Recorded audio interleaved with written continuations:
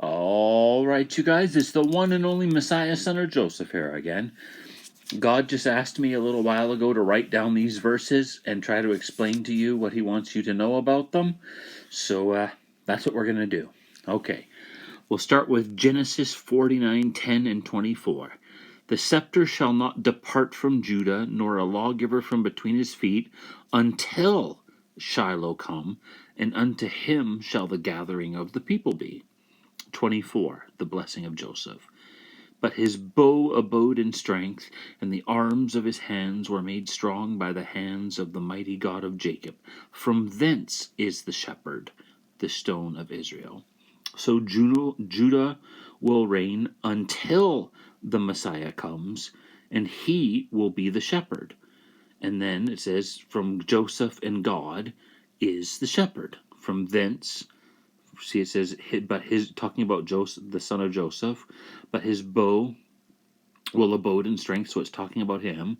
And then it says his hands will be made strong by the hands of the mighty God of Jacob. And then from thence is the shepherd, the stone of Israel.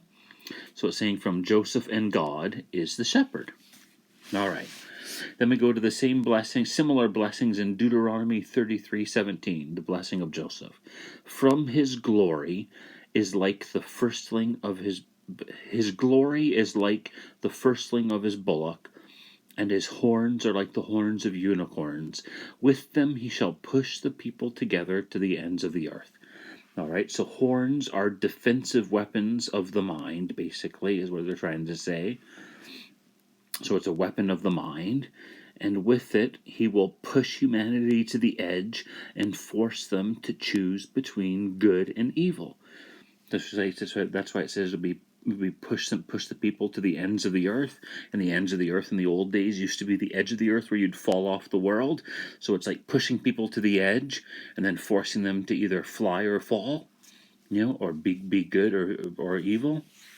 All right. Then we go to Isaiah 41:15. Behold, I will make thee a new sharp threshing instrument having teeth. Thou shalt thresh the mountains and beat them small, and shall make the hills as chaff. So threshing is a process of separating good from bad. So he's speaking of the Messiah, son of Joseph, as the suffering servant of God in Isaiah. All right? So all of this Isaiah stuff is about, most of the Isaiah stuff, some of it's not even real, but most of the Isaiah stuff is about Moshiach ben Joseph. All right. So anyway, now we're going to go on to these few chunks here. Isaiah 52:13 through 14. Behold, my servant shall deal prudently; he shall be exalted and extolled, and be very high. As many were astonished at thee. His visage was so marred more than any man, and his form more than the sons of men. Then jump back to Genesis 3:15. And I will put enmity between thee and the woman, and between thy seed and her seed. It shall bruise thy head, and thou shalt bruise his heel. All right, so basically, the servant of Isaiah will be being attacked, but it'll be because the enemies of evil, the enemies of the devil, the seed of the devil, and the devil himself will be bruising his heel. All right, so he'll become extremely marred and disfigured and everything through attacks by the devil. All right, and then one more verse here. Isaiah 11:2. And the Spirit of the Lord shall rest upon him, the Spirit of wisdom and understanding, the Spirit of the counsel of might, and the Spirit of knowledge and of the fear of the Lord. All right. So basically what we got here is the Messiah will grow up enduring abuse from the devil and his evil seed. God will then teach him knowledge of good and evil when his Spirit rests upon him in Isaiah 11:2, down here. This is God will teach him knowledge of good and evil, and with it he will crush the serpent's mind and humble him, as well as break free from their control. All right. So basically, up here it says that he shall be extolled very high, but he's going to be horribly abused and hurt, and that'll be because of the devil and his seed. All right.